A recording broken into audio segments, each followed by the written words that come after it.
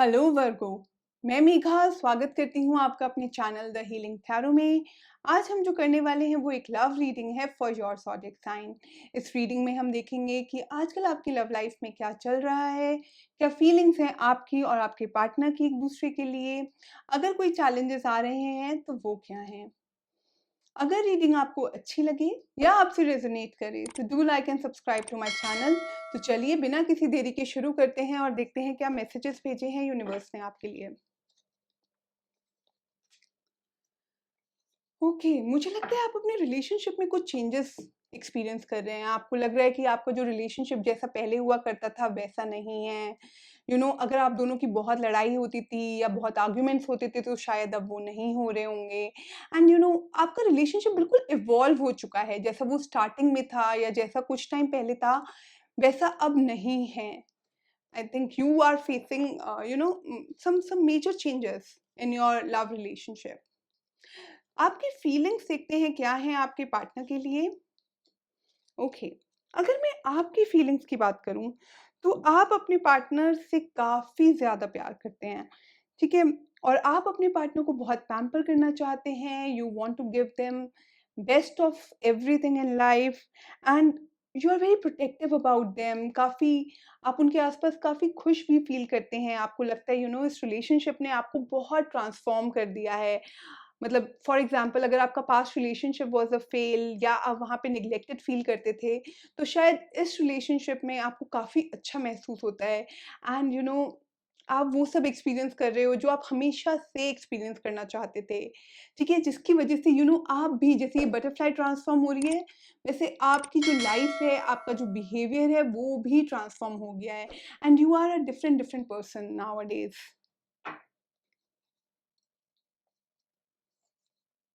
आपके पार्टनर की फीलिंग्स देखते हैं। ओके।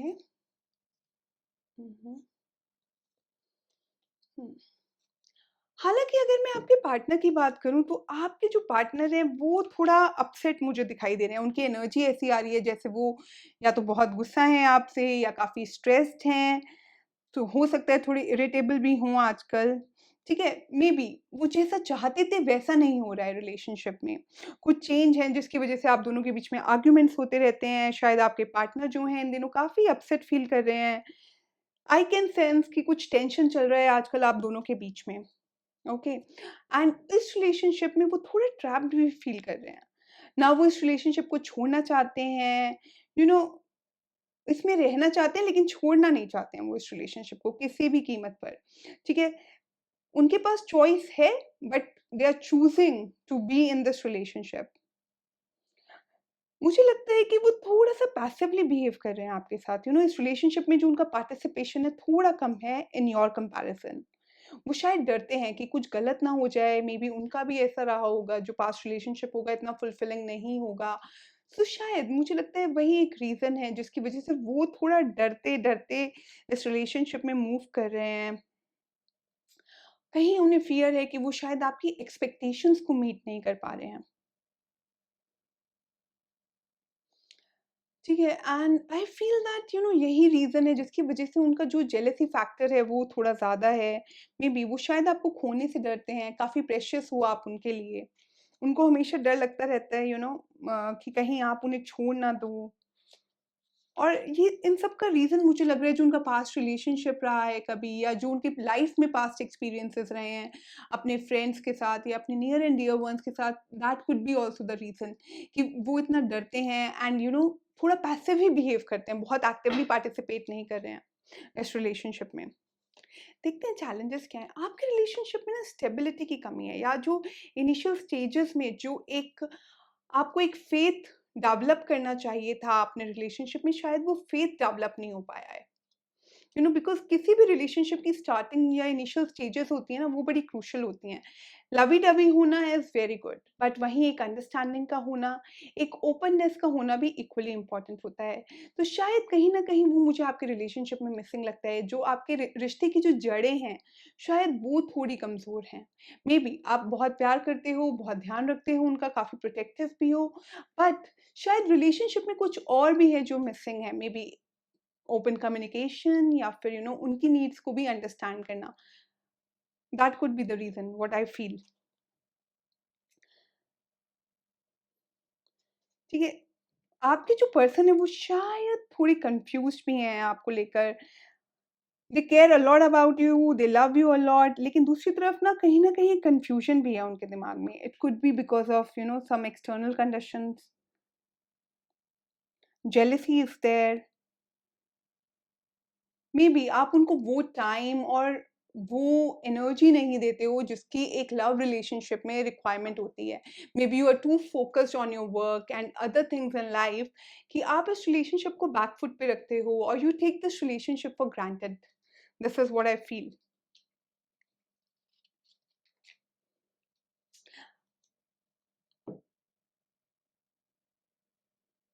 ठीक है, इस रिलेशनशिप में कहीं न कहीं एक डर है, एक एलिमेंट ऑफ इनसिक्योरिटी मुझे दिखाई दे रहा है and it could be some negative behaviour pattern as well, या लेवल ऑफ कोडिपेंडेंसी बहुत ज़्यादा है।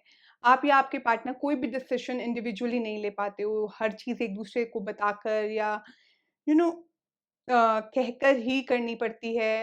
I think the person is feeling trapped in this relationship. कहीं न कहीं एक लैक ऑफ ऑनेस्टी मुझे दिखती है इस रिलेशनशिप में, लैक ऑफ ट्रांसपेरेंसी है। Okay, and I think you should try to face the reality for what it is. ठीक है, कहीं न कहीं एक इंडेसिसिवनेस है, कन्फ्यूज़न है, ठीक है? रिलेशनशिप तो है, फीलिंग्स भी हैं, लेकिन इस रिलेशनशिप में एक स्टैग्नेशन भी है, ठीक है? मुझे लगता है कि आप या आपके पार्टनर ऐसे हैं जो कॉम्प्रोमाइज़ करने को तैयार नहीं है इस रिलेशनशिप में, which is a very, very important factor. So कहीं न कहीं जिसकी वजह से ना there is some lack of balance. आप में या आपके पार्टनर में एक लैक ऑफ पेशेंस है, लैक ऑफ बैलेंस है शायद आपके रिलेशनशिप में। I think you guys should try to address the conflicting desires. आपको एक ओपन कम्युनिकेशन करने की ज़रूरत है, खुलकर बातचीत करना बहुत ज़रूरी है आई थिंक इस रिलेशनशिप में। आउटकम देखते हैं क्या है इस रिलेशनशिप का? ओके, सो मुझे लगता है कि आपको ना इस रिलेशनशिप में थोड़ा मेथोडिकल होने की ज़रूरत है।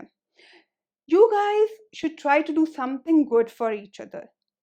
ठीक है, अगर कोई दूसरा आपके लिए कुछ कर रहा है तो आप उसे एप्रिशिएट कीजिए, एडमायर कीजिए, अंडरस्टैंड करने की कोशिश कीजिए।